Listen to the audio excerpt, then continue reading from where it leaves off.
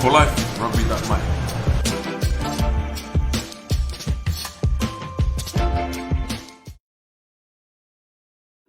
Hai, Assalamualaikum. Saya Afrin Syauki. Dahulunya bermain posisi prop, nombor 1, loose head. Dan biasa kena tendang kat muka, rebeh, bahu, kena pijak. Semua dah kena. Bermain dahulu untuk SMSO Boys, juga untuk pasukan Cobra dan juga untuk ITM Lions. Saya juga bermain untuk Selangor, untuk Sukma. Saya nak ucapkan salam perkenalan kepada RAGBI.MY dan juga semua pemain-pemain rugby di luar sana, dan harapannya adalah kita terus menggahkan lagi rugby di Malaysia ini. Rugby a gentleman's game. Nampak je kasar, tapi sebenarnya kita semua happy-happy semua. Dalam masa PKP pun jangan lupa happy-happy, training ala kadar apa yang boleh buat, dan juga kita tengok rugby apa yang ada. Okey, Assalamualaikum dan tahniah kepada RAGBI.MY, majalah rugby pertama di Malaysia. Assalamualaikum.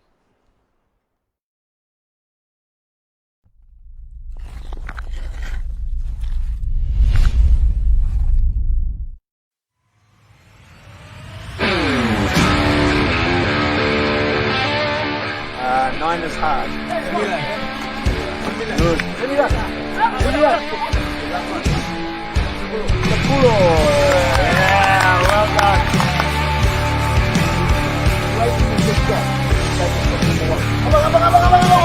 Ada. Good. Pass. Okay, soft. Okay.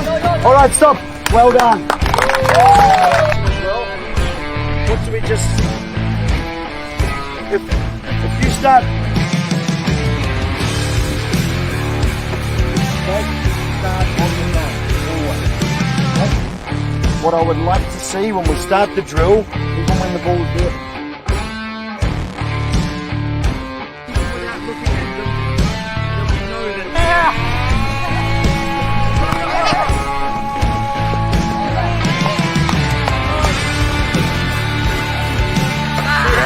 This comment from the one-on-one boys go right. That's right. Just hold on there.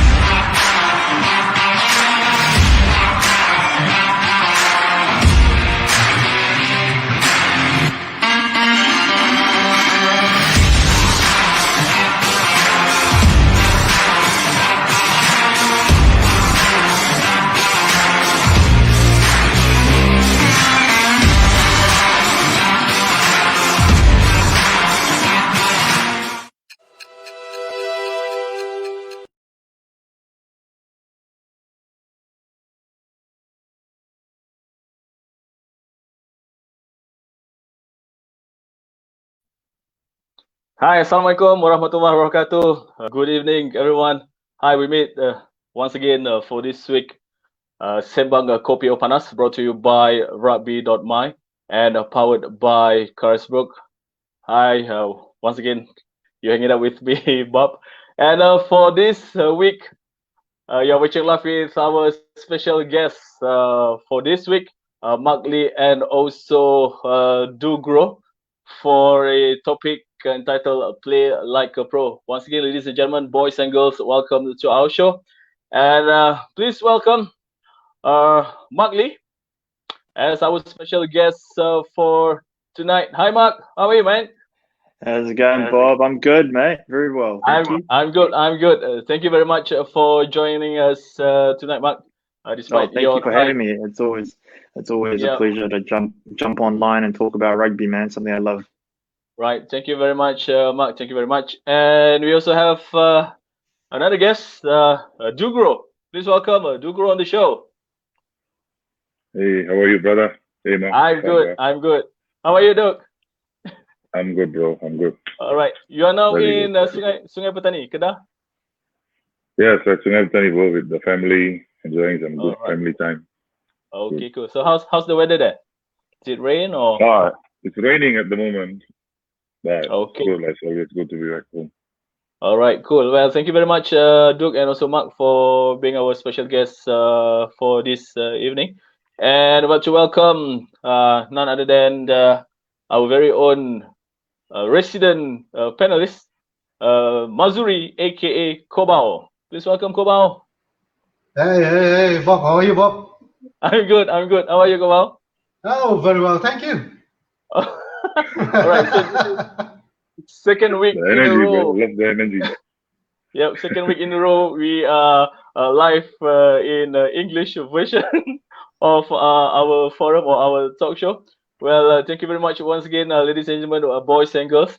You're now watching live at RAGBI.MY.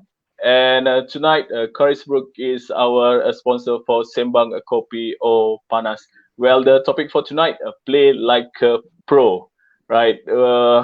We have Mark, we have Duke, and we have also Kobao. And Kobao is our ex-state player, ex-national player, has been playing alongside with the All Blacks, have been joining the Reds, the Blues, the Whites, the Greens, the Yellows, all kind of teams and clubs all over the world. And he can also share his experience and his opinion on a professional rugby career. Well, to start off with, Mark, perhaps I can just tell a little bit of a background of Mark Lee, born in 1986. Mark? Yep. I was born in PJ in KL in 1986. Right. My birthday's on the 6th of October, so now that I've said it out loud, I expect a lot of presents sent to my house, please. Also, I migrated to New Zealand with my mother at the age of 3, Wellington, New Zealand.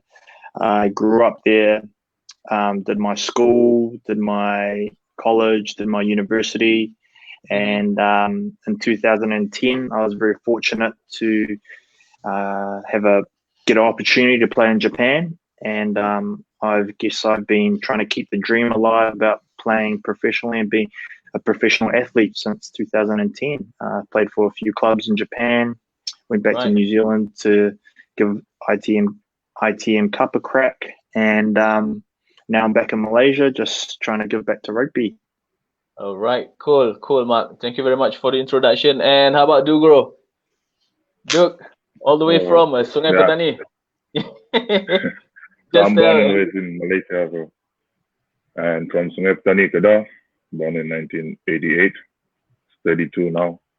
And I started my rugby in Penang for SMK-BM. So I grew up in Penang from high school and started to play rugby there.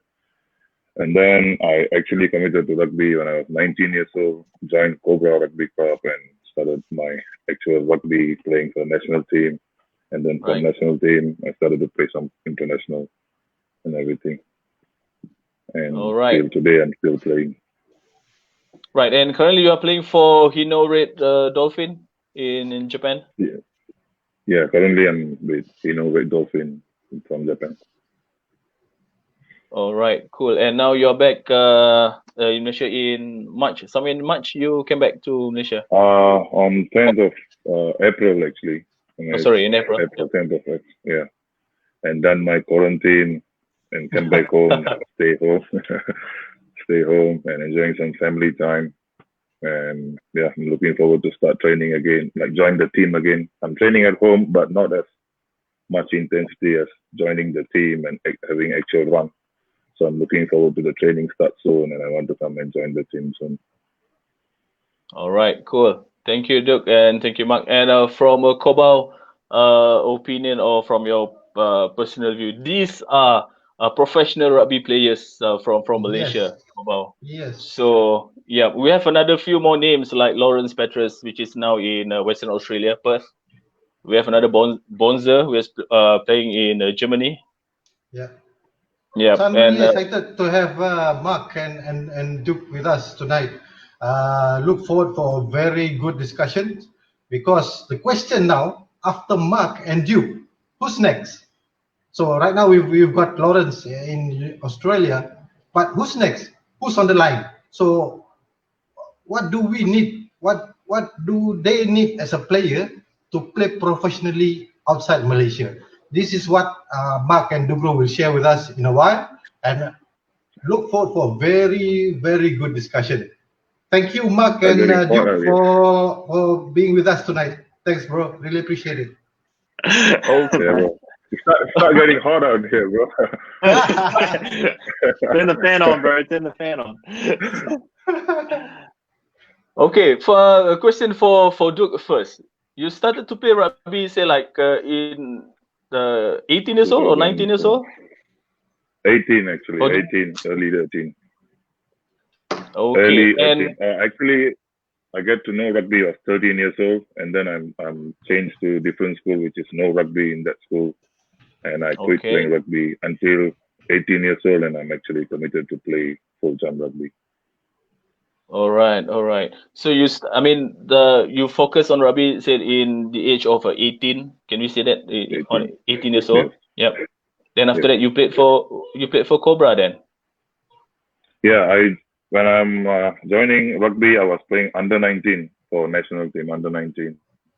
Mm-hmm. And then we was at camp at Cobra Rugby Club, and I met some Cobra senior players, and I like the way they playing, the way they training. And back then, there was very few good clubs like NS Wanderers, Cobra, Asa. So it's a dream to go and stay at those clubs and play rugby. And when I get the opportunity, I take it, and I'm like stay with Cobra and training there. And they give me like always advise me that I can be better and stuff. So I'm keep working until now. I'm like still attached with the Cobra Rugby Club. That's my second home. Okay, all right. Well, thank you very much, Doc. Well, at the same time, I would like to welcome our viewers that being with us in the live show tonight. We have MJ Junior, we have Tengku Rinalfi, Muhammad Yusuf Hussein. We also have Amirul Firdaus, Mahazir Osman, Kuain, Irwan, Azmi Midin. We have Sharizan Rubuan. Well, thank you very much, guys, for joining us tonight with our Kopi O Panas, brought to you by RAGBI.MY and Carisbrook as our sponsor. Well, come back to you, Mark. You went to New Zealand at the age of 3 years old. Then you started schooling there, and you were introduced by rugby. I believe you were introduced rugby, of course, in New Zealand there. So how you describe your early days of rugby? Pretty enjoyable. My early days of rugby, I was always a fast kid. So being a fast kid, they just put you out on the wing, and hopefully the ball gets out there, and then you can score a couple of tries. All right. I got a passion for scoring tries, and my dad was very supportive of me playing rugby. That he was a good player himself in his younger days, but I started playing when I was 5 years old. So pretty much as soon as I could run around, I was running on a rugby field. Right, cool. And you were playing with the locals, New Zealand, or is there any like Asian community, or how is it like? No, unfortunately, there weren't many Asians playing rugby in my schooling days. In fact, I was the first Asian player to make my school first 15. So I went to a proud rugby school called St. Patrick's College in Silverstream. And even when I went into the club scene in Wellington, there were only probably 2 or 3 Asian players playing on the top grade sides. So, there was, not a very big Asian rugby community at all. They loved playing touch though. They played touch a lot. They're very, very good side steppers. It's a lot faster game. You don't have to be extremely heavy. And so it just fit for Asian genetics as well, because Asians tend to be a little bit smaller. All right, cool. Koba, is there anything else you want to add on, or anything? Ask Duke or Mark? Mark, if I may ask you a question, who inspired you to become a professional player, and who's your role model at that time? I actually fell into it by complete accident. Yeah, I actually never aspired to be a professional rugby player. I fell into it by accident. Even to this day, I still sometimes think about it and think, wow, what the hell was I thinking? Like, how did playing rugby or being a professional athlete become my actual career? It's quite mind-boggling sometimes. But when I was younger, I really looked up to Tana Umanga and actually Ma'amonu.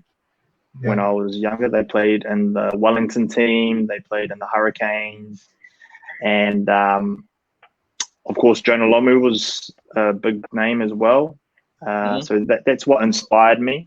But to be a professional rugby player, I just fell into it. In 2010, I was working full time as a operations manager at an audio visual company. So I got an email. Yeah, so I was in the workforce for a year and a half after university. And then I got a call, email, saying would I like to go to Japan and play rugby? And next thing you know, I'm on a plane. So it was the hardest part about that is keeping the dream alive. You know, once you've made that professionalism, you actually realize how cutthroat the industry is. It's if you don't perform, you're out the door. So that's probably the hardest part about it. Keeping the dream alive and all the extra hard work that people don't see behind the scenes. Yeah. I've got another question, Bob. I've got another question for Dugro. Please go, Bob, please. Where were you, Dugro, during your school time? From under 12 up to under 18, you were missing.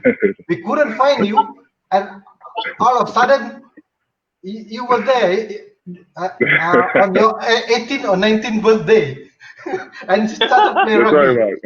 Where were you, and what sports did you play that time? When I was 13 years old, Form 1, I was in SMKB, and that's where I know rugby and some rugby friends. And then I changed my school to Kanga, Perlis, and I was playing football. I was playing with the academic Perlis in Kanga. Not really good at it, but I was trying my heart. But at that time, I don't have any dream of, like, I just want to play. I just want to be the first team, but my skill was not good enough. And I will say that the guideline is not there for me. And I don't know where I'm going to go. I just want to survive everyday lifestyle and just keeping up with the school and everything. But after 18, after I'm finished my SPM and everything, and I come back home and I'm like trying to find a job, you know, I'm coming from a middle class family, and, you know, after I'm finishing my school, I want to continue, but at the same time, I want to start working and try to get a career first.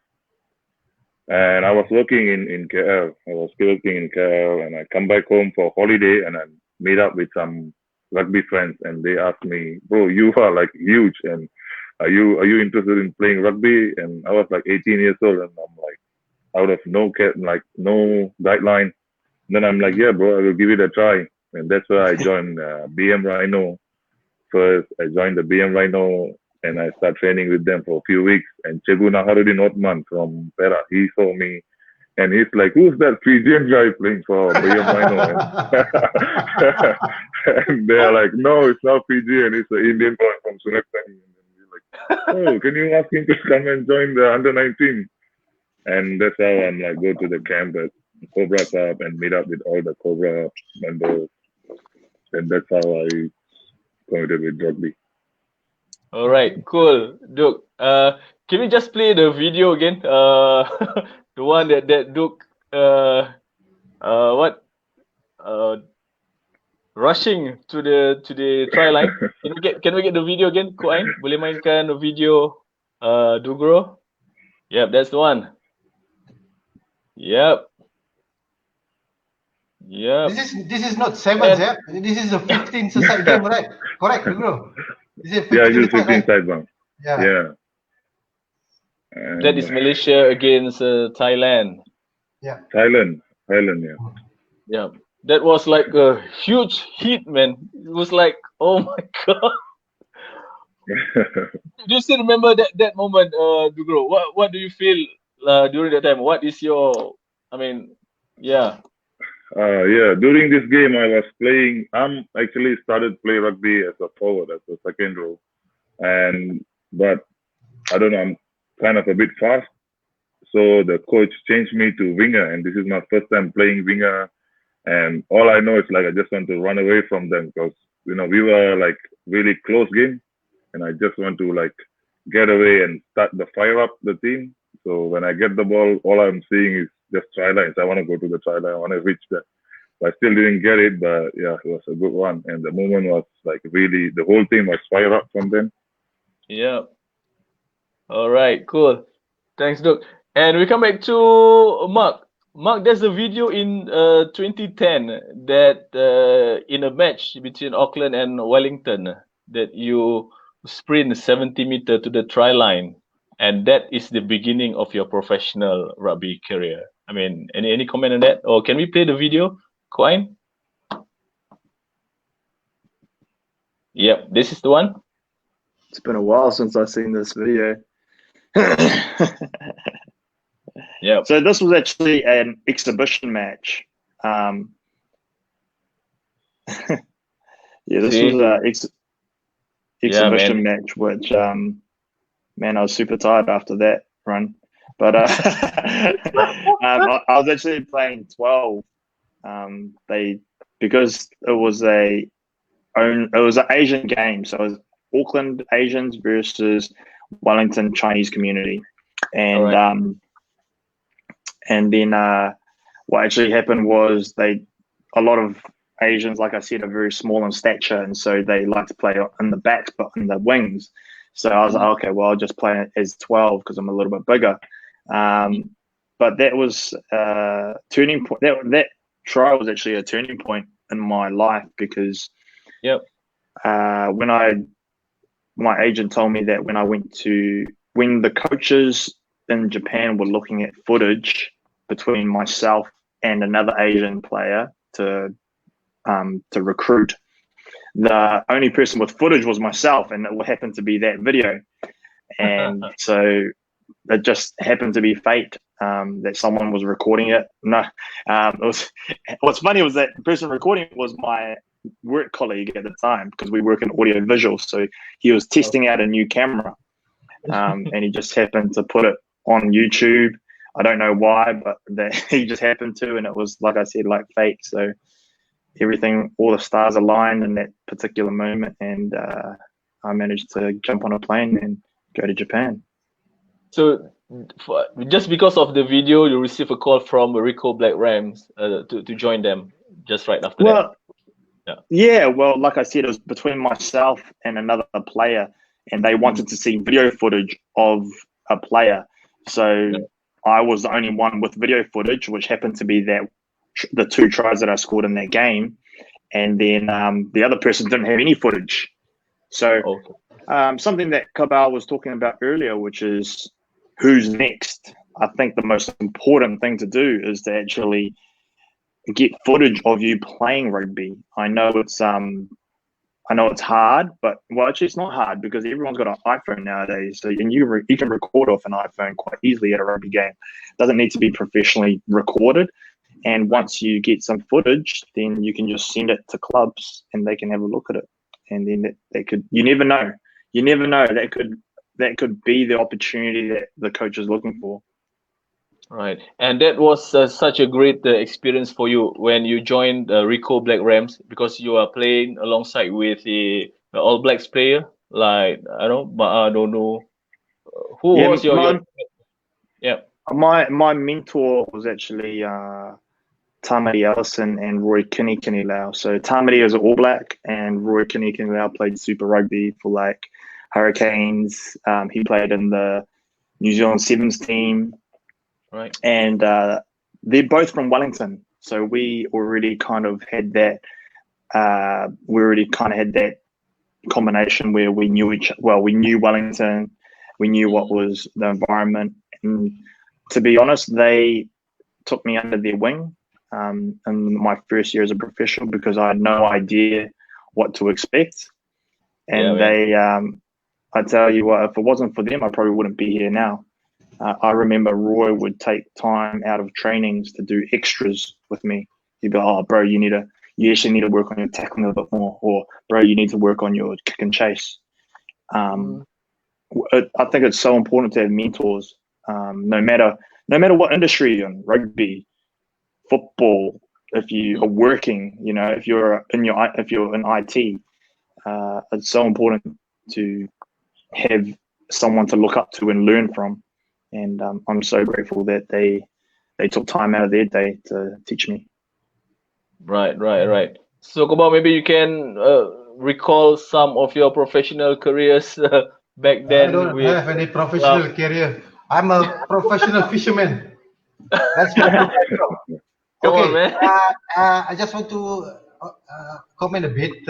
If you compare the stories between Mark and Dugro, you can see that Mark started playing rugby when he was 5 years old, and Dugro started playing rugby when he was 18 years old. Just imagine what will happen if Dugro start to play rugby when he was at Mark's age, which is 5 years old.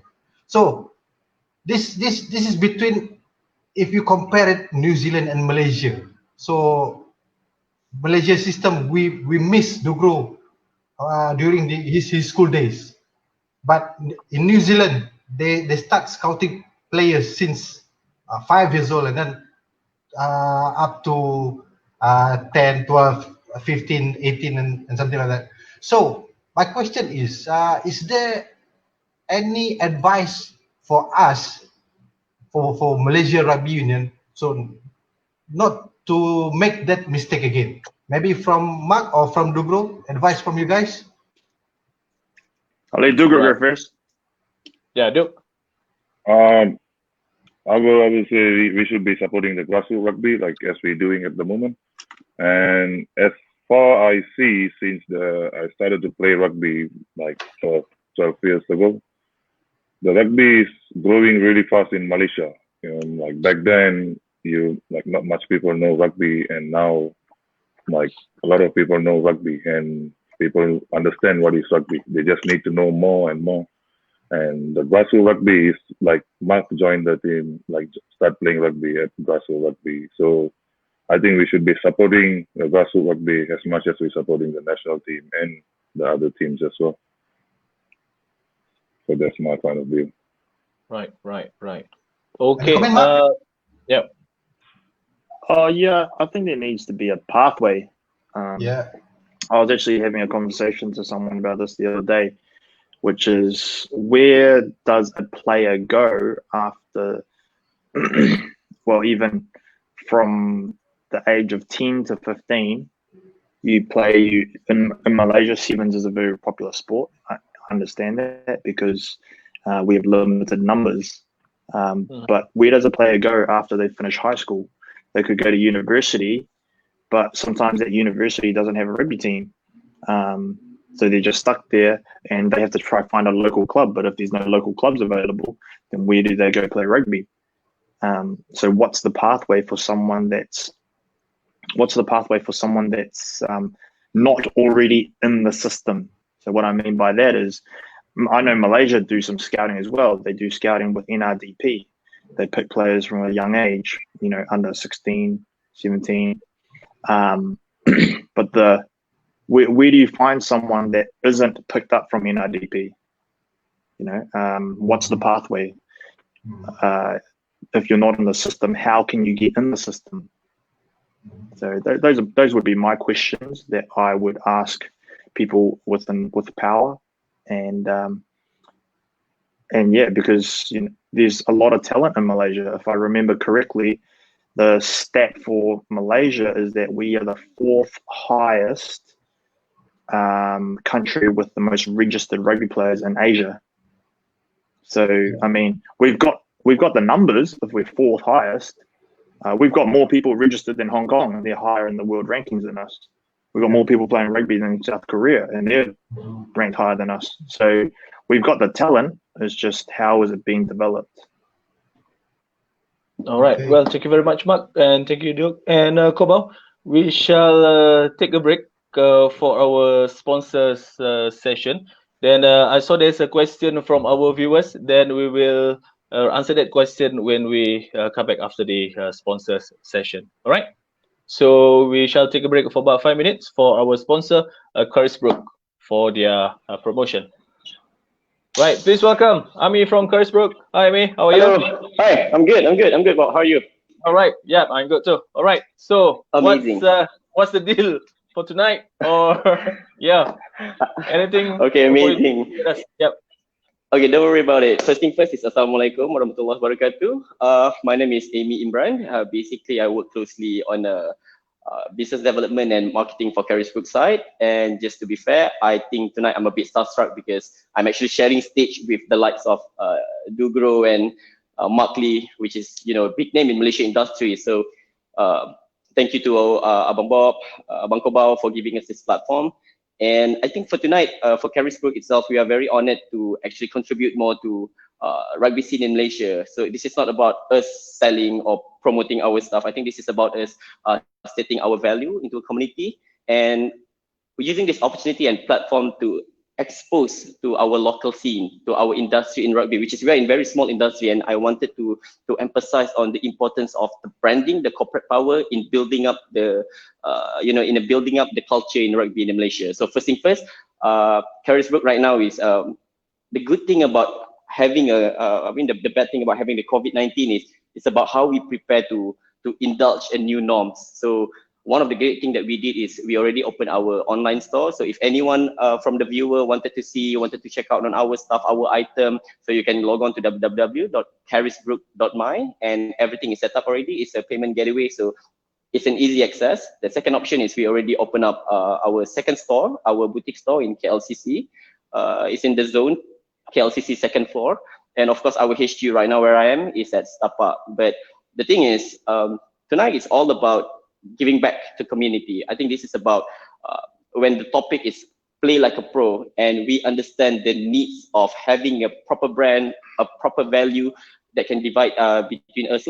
So tonight I'm going to just talk about 4 things, which is number 1 is the custom order, which is almost every brand been doing. And here we are not telling about being the cheapest or being the best in the quality, because right now the technology, the platform, everyone can offer that. But what we wanted to emphasize, especially myself, being in 2 years with Carisbrook, it's all about what we can give, not to just player, but to the environments of the team. So for example, every customer that come to us and they wanted to do a custom order. So we are not just about what kind of shirt you want, what kind of design you want. We are all about understanding the history of your club. It's about sense of belonging. So this is where we emphasize on our designing team. For example, JLJ, all the Army, some school, Asrama, SBP, MRSM. So these are all having their own culture. So we wanted to put the identity in every shirt that we do. So that's why, because of the grassroots level that we're looking at, slowly we try to build up our reputation. We understand the importance of having a good relationship. And Alhamdulillah, we've been supporting our grassroots from SPP, NRDP, up to, this is the last year when we supporting our national development team. The good part is when we won both, one in China, one in Vietnam, if I'm not mistaken. And this is our latest collaboration with MSSM. Unfortunately, the COVID-19 happened, but it's okay. So this is one of the things that we're talking about just now, the contribution of Carisbrook when we come on custom order. Second thing is I wanted to highlight about our retailing side. So you see, most of the brand, actually every brand in the whole wide world, they will focus on the branding, they will focus on the material and stuff. For us right now, we're looking into develop more into fitness. Of course, rugby is there, but one thing people need to understand, the likes of, for example, Dugro, Mr. Mark Lee, even there is no sports, you have to put a very extra care on your fitness. So that is why Carisbrook, we are experimenting and we're looking to develop our own fitness line. That is why slowly we're coming into performance and lifestyles edition, which is hopefully we're going to launch soon. So this will actually support all our retailer side. So we're looking into something exciting near future. And then the third thing I wanted to highlight is about us helping out the organization itself. So when I stated helping out organization is because of, we understand, for example, MSSM itself, everyone was so excited, including Carisbrook. This is like our our major thing that we're looking forward to. We wanted to become, we wanted to uplift the scene of rugby, especially when it comes to high school levels, the student.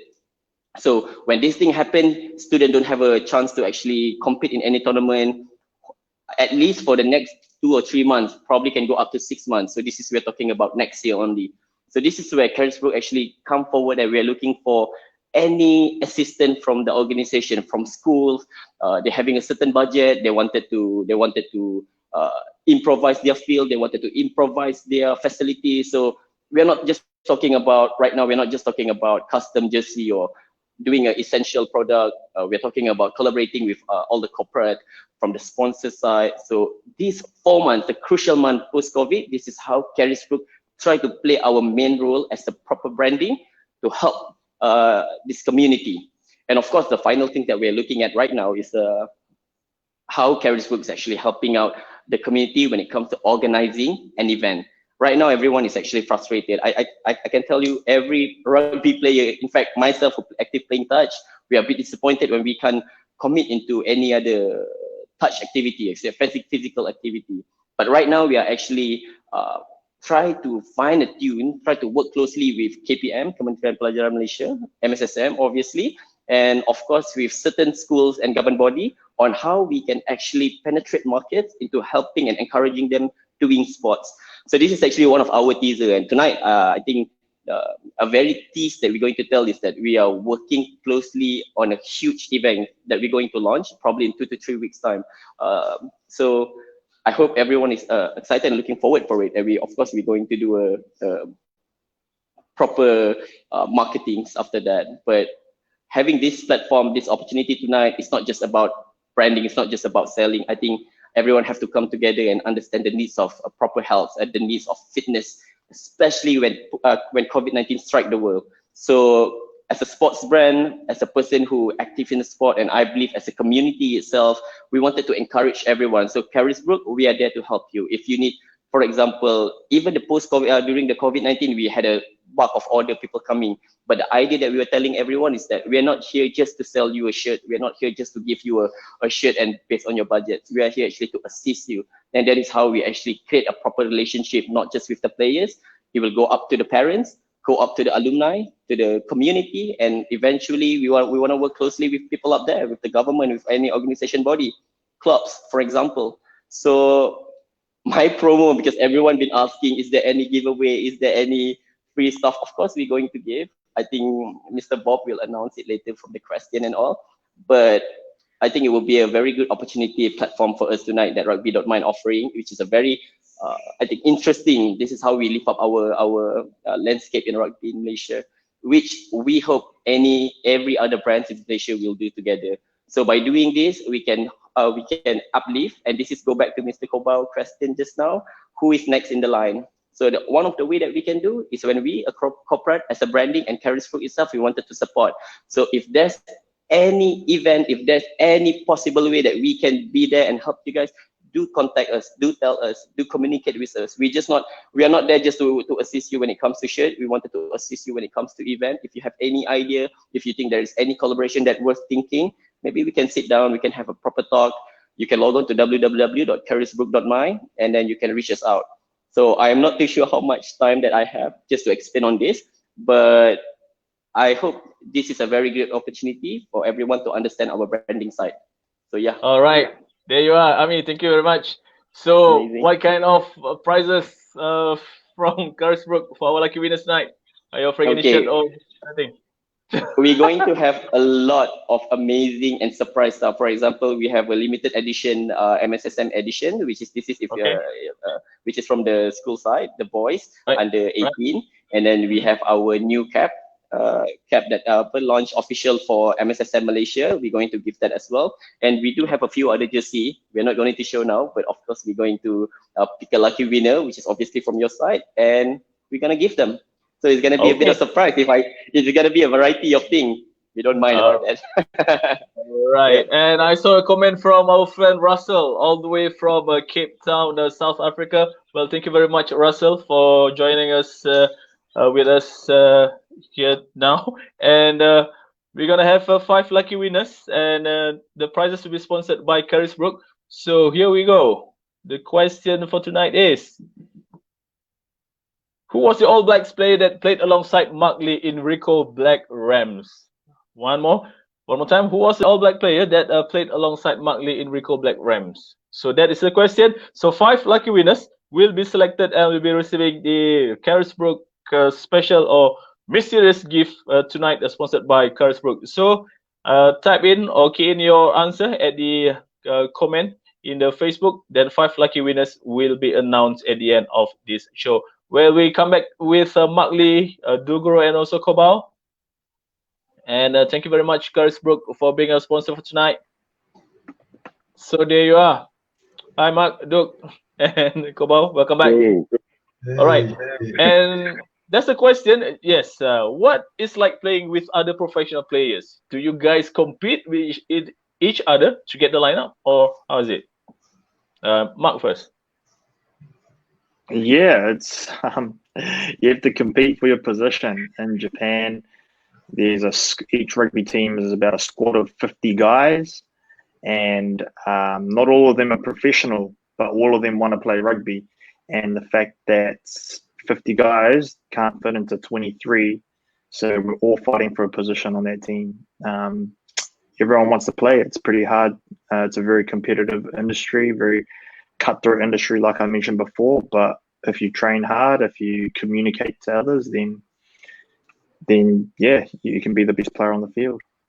So that will be out of 50 players, then to fit to the 20-man lineup, Mark?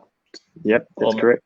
And how you manage to secure your place on the 20-man lineup? I usually give the coach. I make him some lunch, and then and under the rice is like some yen. There's some yen. It's okay.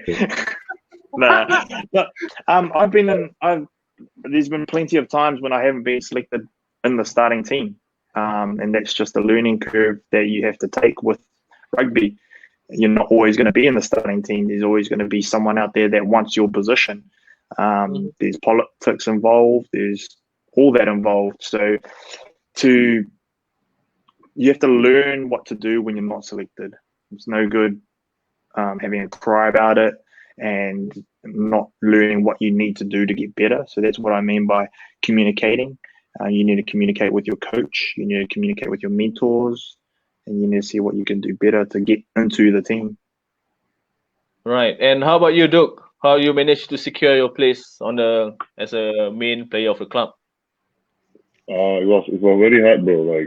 Like Mark was saying, it was always challenging. Every day is like a new challenge, and it took me a year, like my first year, a full year to complete myself to join the first team.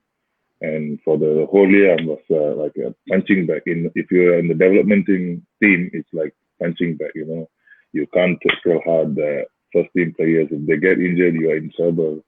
So it's very hard, and mentally it's challenging you to stay patient and keep working hard to make yourself to the first 15s. And as a professional, it was really challenging every day. And at the same time, it's changed you mentally to stay positive and keep fighting every day like that. Oh yeah. Right. And your comment, Kobau, on this? Yeah, I'm sure it's hard for them. They have to fight against each other. But before they fight against their teammate, they have to fight against themselves. Yeah. It's hard to fight against yourself if you are so lazy to go do a workout, to go training, to be on time, to get well disciplined. So this is the element that a player need to have in themselves in order for them to be a professional player. Mm-hmm. Okay, let me ask a question to Mark and Dugro again. If you see the culture of the players in New Zealand or in Japan, if you compare it to the culture of the rugby player here in Malaysia, what do you think that they have to step up? I give you an example. Rugby player in Malaysia before game they go for nasi lemak, eat roti canai, teh tarik, and then after game another nasi lemak or teh tarik sambal belacan. So I mean, there's no discipline in terms of their nutrition, food, and everything. So maybe you comment from you guys about this. But You want me to go first? yeah, Yep. Yep. You were saying there's no discipline, which I think is partially correct. I think the biggest thing is actually no knowledge. You know, you got to understand that as a Malaysian, you are brought up in mamak food because it's cost effective. And so what you're brought up eating is going to be your daily lifestyle habit. And it's very, very hard to break that. You know, I think if you told someone to eat chicken and broccoli, they'd tell you, oh, that's rubbish. You know, not saying that you need to eat that. I'm just saying that if you try to change someone's lifestyle, it's going to be very, very hard. I've noticed that in the fitness industry as well. But simple things that don't require any talent is being on time. I think that's a big one. And telling yourself to do a workout maybe every day or every second day, tuning up to training and giving it your best shot at training. You know, those things don't require talent. They require you to just be a responsible human being. And they're things that people can work on, rugby players can work on before they start thinking about nutrition, before they start thinking about what the actual workout is that they need to do to become bigger, stronger, faster. You know, if you can do those little things correct first, then I can guarantee you're on a good pathway. yeah. Maybe Right. you Yep. your comment on this? Yeah, I'm agree with Mark with the knowledge and the discipline, but at the same time they need the attitude of I think culture-wise we are already there. You know, the players, they understand the rugby and they know what is rugby players cultures like. But the attitude of fighting spirit is I think we appreciate everything too early. You know, we done a bit and then we feel like we have done enough. At 29 years old, he feel like he has had enough in this. You know, he know that he can go long way, but for them, playing for a club and running, scoring few tries, they feel like that's enough.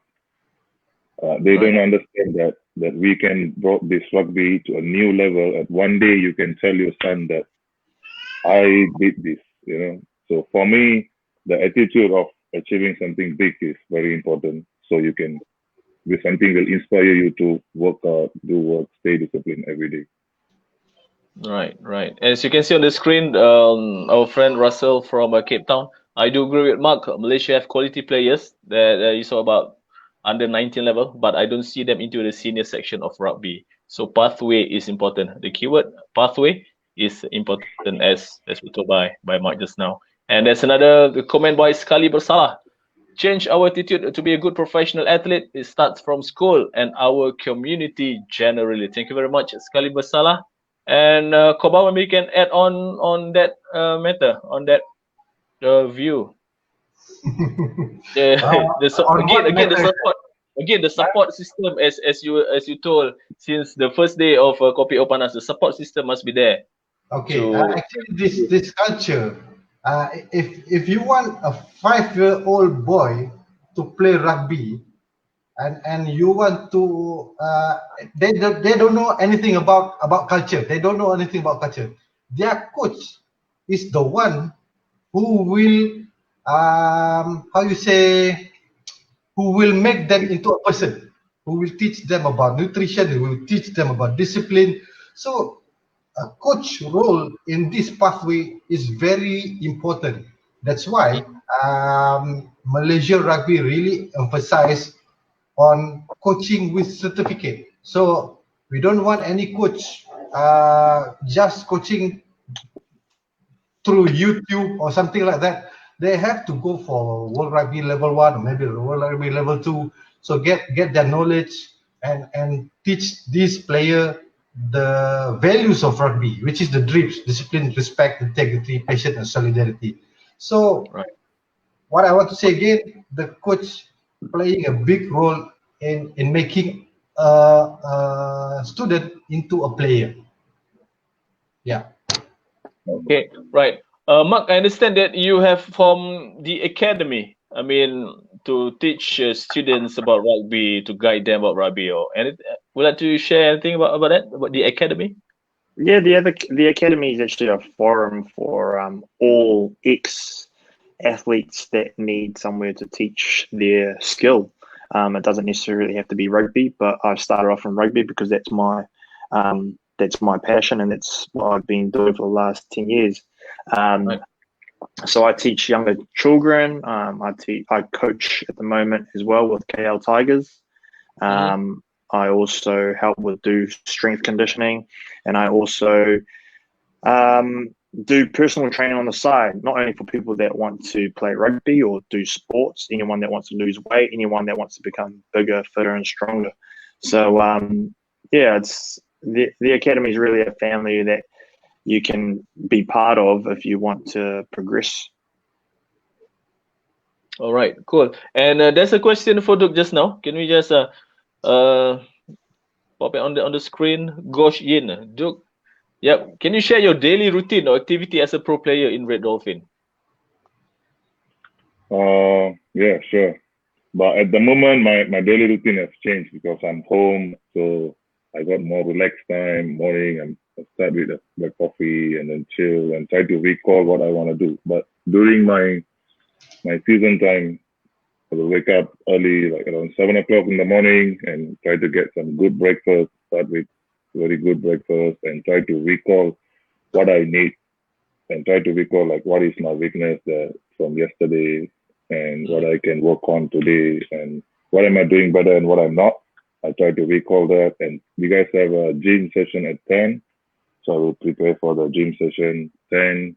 Probably we'll finish by 11:30, so you guys will go back, shower, and by 12:30 get some lunch, prepare for the evening training. And the evening training will be start around 2:30 to 4. They call it 4, but we'll be finished by 5:30. And once it's finished, you guys will finish up with some extra, probably like 15 minutes to 20 minutes extra, and then cooling down. And by 7, you guys will be shower and 7:30 dinner. And you guys will watch again the trainings that we have done for the day and recall what is the mistake I did, so what I can do better tomorrow. And go back home, try to get like probably watch movie or call to family, have a chat with family. If I have any problem, I probably call my family and share it with them. If no, I will just go home, try to watch some movie, forgot about everything, try to restart for tomorrow, get ready for tomorrow, and tomorrow wake up, do the same. All right. So Is there that will any be hardly my routine. Right.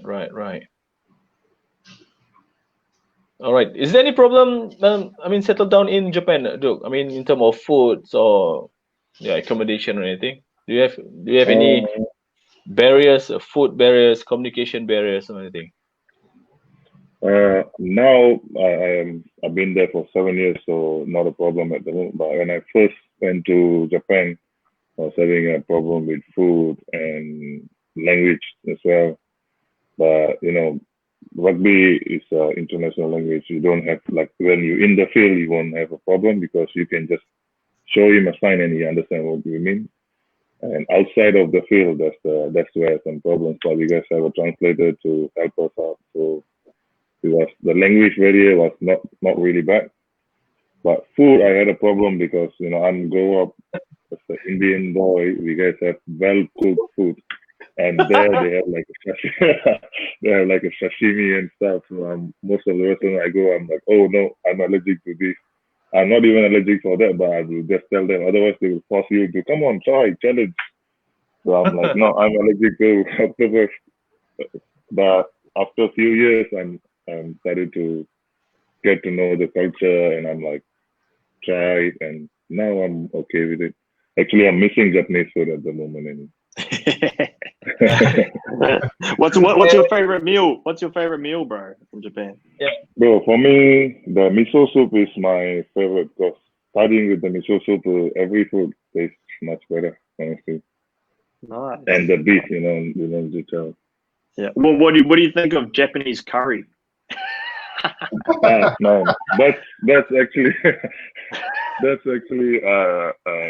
like insulting the curry. All right. So, Duke, did you met Mark in while playing in Japan, or Mark, you're still there while Dugro joined JTRL? The Oh yeah, we Japanese. guys catch up at Japan a few times, and actually, this is the guy who showed me the pathway to rugby, to professional rugby. That's one thing that I was waiting for you to ask me, Duke, Yes. who inspired you to go professional? I was like, no, I'm ready for the question, but Abang Kobal ignore me. But anyway, I'm gonna say it. Oh man. All right. Nah, me Come and on. Mark, we Yeah. was like roomies at seventh national team 7, and we guys like having a normal chat and casual chat, and the man like just throw out a question like, bro, why don't you play professional? And Yeah. I'm like, for Malaysian, we always dreamed about playing professional, playing in Japan and stuff. And I'm like, bro, if I got a chance, I will go, man. And he introduced me to, he's like, bro, I know an agent I can introduce to you, and you talk to him. And he introduced his agent to me. He's his very good friend. They are like, grow up in same village, I guess. And and I just talked to him, and like Mark said just now, save up your footage. The first thing he asked me for the footage, like any footage. And at that time, Astro had some footage of me on YouTube and stuff, so I collect that footage and share it. Abangam from Cobra, he helped me get the CD and share it with them, and he brought that CD to Japan and few clubs. And Yamaha called me out for trial, and I go out there for 2 weeks trial, and not my best, but Yamaha put the trust on me. They're like, okay, I will give you a 1-year chance, and you should be proving. So they signed me cheap, and I'm like, okay, I will take it, and I will show you. But it took me very hard for me the first year, but they see me working, so they say, okay, I'm gonna send you to South Africa during this off season. I want you to go get some experience and come back to Japan. I give you another chance. And yeah, I go to South Africa, to Johannesburg, and stayed with the Blue Bulls for 2 months, training with them. And that was my turning point at South Africa. That I believe that, because I see people like young boys and everybody, and how the rugby culture in South Africa, and it turned something to me that the rugby is very big. It's not just a sport like running around. It's different. I actually understand what is rugby. So my second year, I came back to Japan, and I got to prove myself and got selected for the next first team. And from there, it's been 7 years. Yeah, man. So Kobau is part of your career history, Duke. It's not me. It's But we used to play, Abang Kobau used to like just punch and run away. I'm like, who's that? And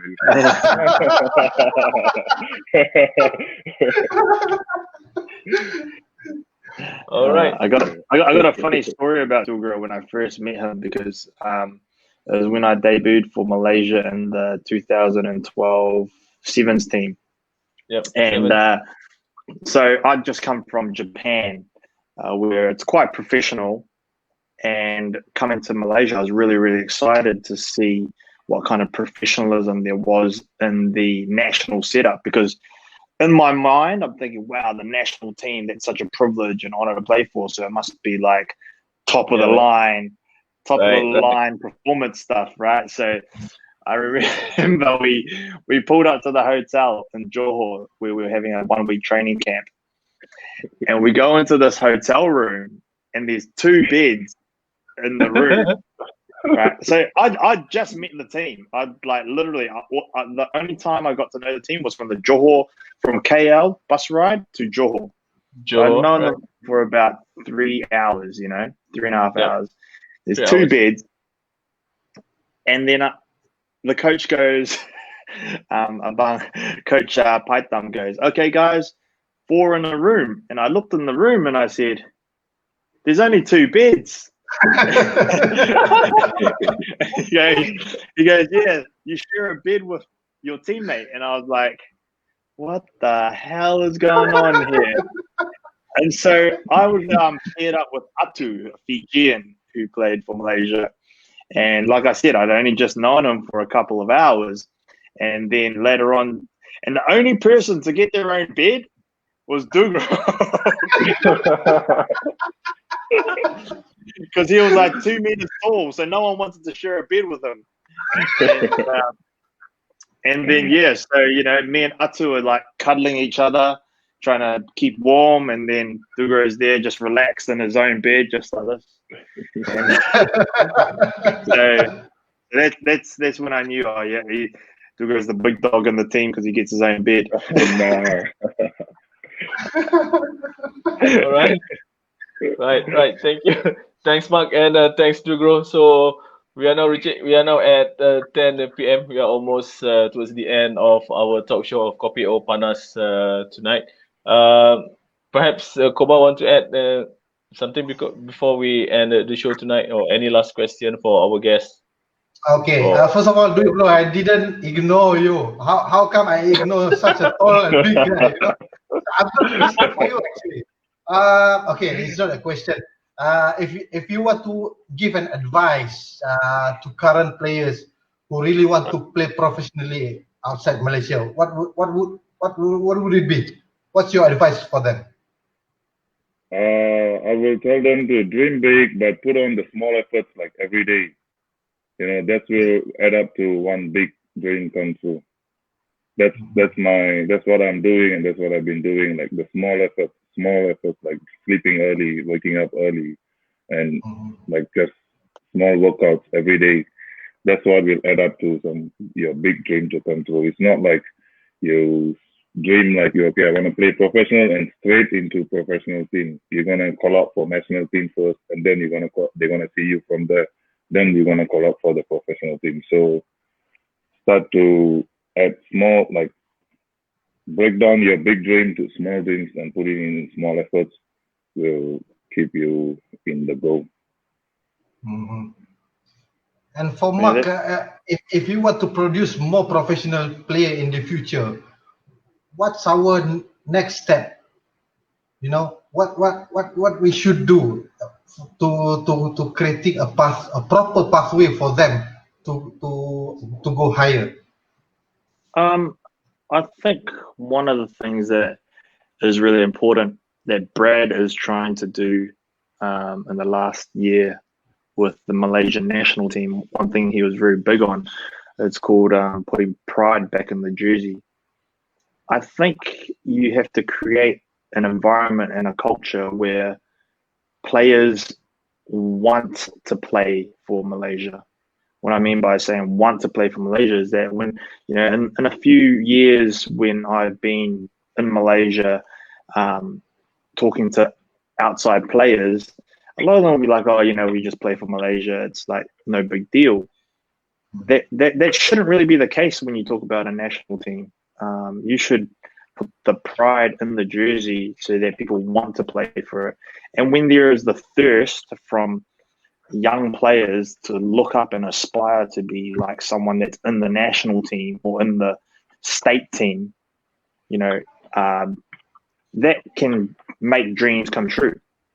To do that though, you need a good development program, like I've talked about it before, a pathway where players can go from 15 years old to the national team. I also think there needs to be a consistent rugby program, rugby competition in Malaysia. I think that's probably the first thing.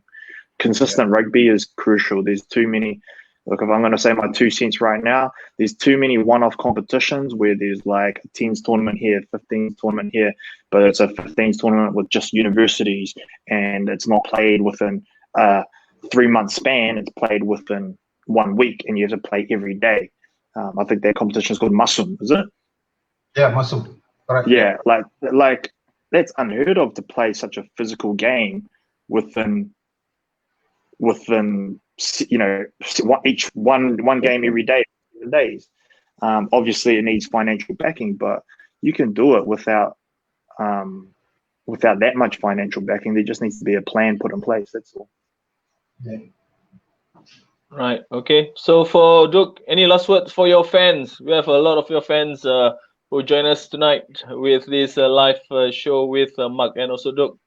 Duke, any last word From for your my side, I just want to thank all the fans and all the supporters, and keep supporting Rugby Malaysia and keep up the good work. Much love. Right. Thank you very much, Duke. And Mark, any last word before we call it a day?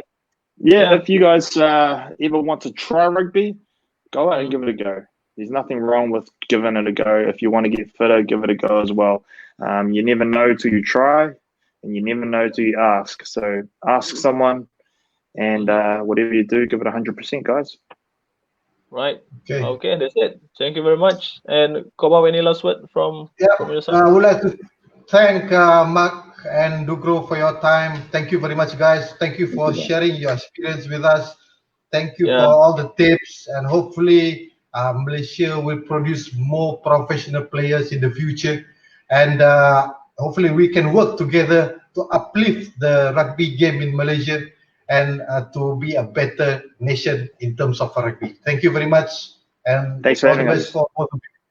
All right, just Thank before you we very end the much. show, I would like to announce the winner for tonight's quiz. Yeah. So we're going to announce.